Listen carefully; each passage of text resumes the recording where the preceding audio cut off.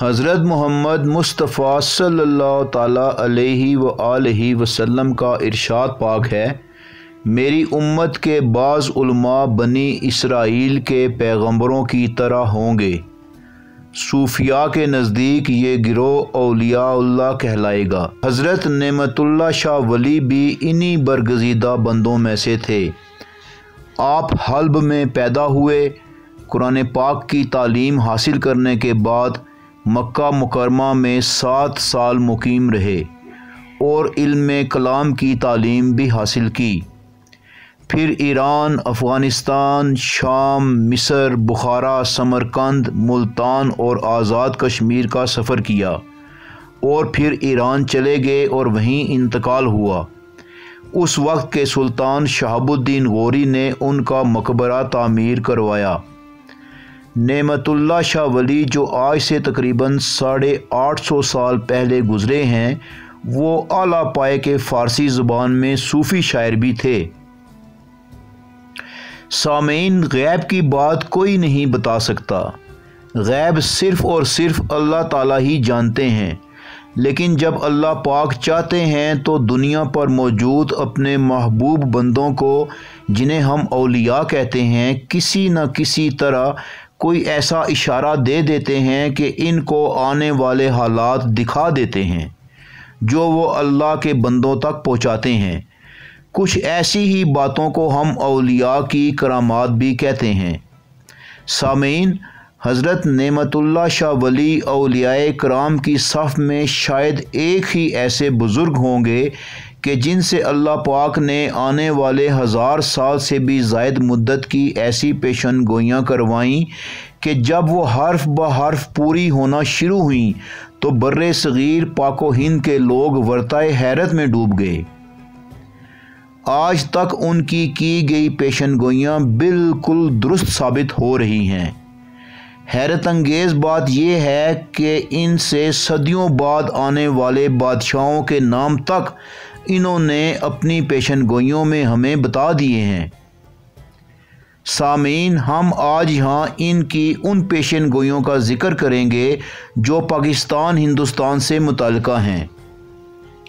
سامعین، آپ دیکھ رہے ہیں دستک ٹی وی کا پروگرام نعمت اللہ شاہ ولی کی سچی پیشن گوئیاں۔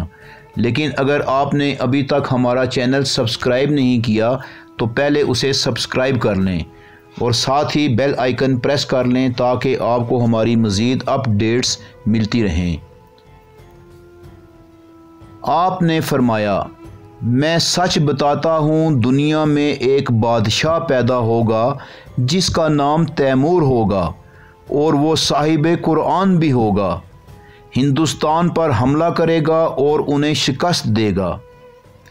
سامعین، حضرت کی اس پیشن گوئی کے 228 سال بعد یعنی 1398 عیسوی میں تیمور نے ہندوستان پر حملہ کیا اور سلطان محمد تغلق کو شکست دے کر اپنی بادشاہت قائم کی۔ پھر فرمایا، اس کے بعد کابل کا بادشاہ بابر ہندوستان اور دلی کا بادشاہ بنے گا، اور ان کی گئی پیش گوئی کے 350 سال بعد ظہیر الدین بابر ہندوستان کا بادشاہ بن گیا۔ پھر فرماتے ہیں، پروردگار ذوالجلال کی طرف سے یہ بادشاہی ہمایوں کو ملے گی اور پھر افغانستان سے شیر خان ظاہر ہوگا اور وہ اسے شکست دے گا۔ سامعین، ان کی یہ پیشن گوئی بھی مینوان پوری ہوئی کہ شیر شاہ سوری افغانستان سے اٹھا اور اس نے آ کر ہمایوں کو شکست دی، بلکہ ہمایوں کو مجبوراً ہندوستان چھوڑنا پڑا۔ آپ نے فرمایا، ملک پنجاب میں نانک نام کا ایک بندہ ہوگا اور ملک پنجاب کے درمیان اسے شہرت ملے گی اور سکھوں کی قوم اس کی مرید ہو جائے گی۔ چنانچہ 1441 میں گرو نانک پیدا ہوئے اور 1538 میں ان کا انتقال ہوا۔ آپ نے فرمایا، سکھ قوم مسلمانوں پر ظلم و ستم کرے گی اور یہ سلسلہ 40 سال تک جاری رہے گا۔ پھر آپ نے فرمایا، اس کے بعد عیسائی ہندوستان پر قبضہ کریں گے اور یہ قبضہ 100 سال تک رہے گا۔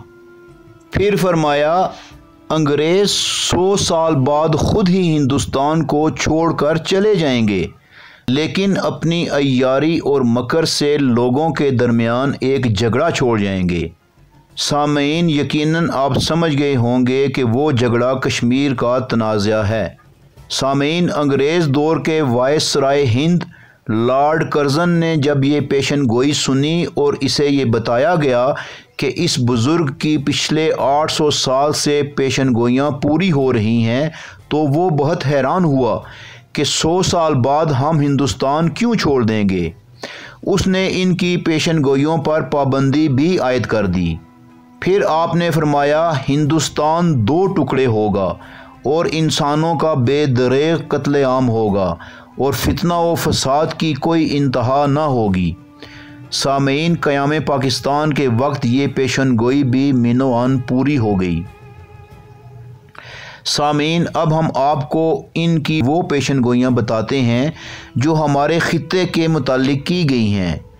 آپ ان پر غور و خوض کریں تو بآسانی سمجھ جائیں گے کہ کون کون سی پیشن گوئیاں پوری ہو چکی ہیں اور کون کون سی پیشن گوئیاں ابھی پوری ہونا باقی رہتی ہیں۔ آپ نے فرمایا، نعرہ اسلام 23 سال تک سر بلند ہوگا اور پھر اس خطے پر قہر نازل ہوگا۔ پھر آپ نے فرمایا، قاضی کو تم جہالت کی مسنت پر دیکھو گے اور بڑے بڑے علم رکھنے والے لوگ ہیلوں بہانوں سے لوگوں سے رشوت لیں گے۔ پھر فرمایا، ایسے وقت میں کوئی کسی کو اہل حق نہ دیکھے گا۔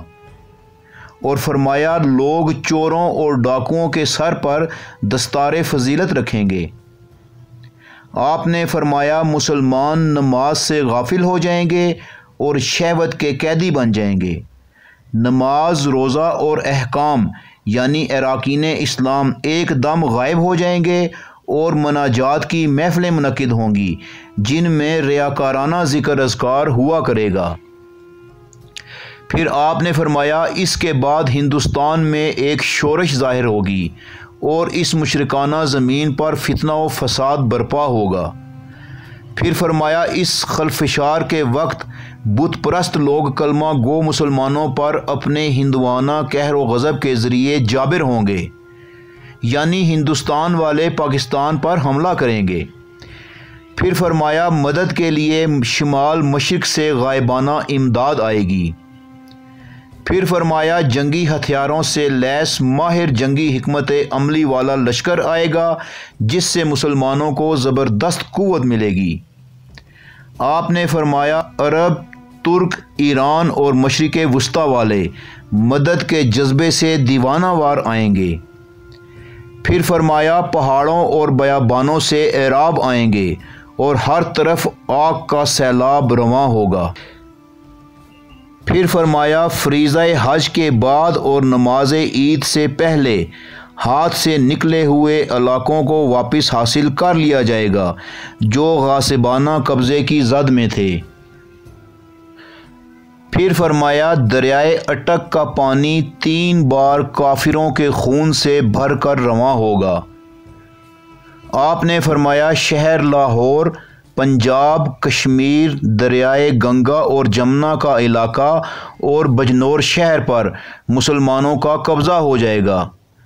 پھر فرمایا، یہ لڑائی 6 ماہ تک جاری رہے گی اور مسلمان اللہ کے فضل و کرم سے فتح یاب ہوں گے۔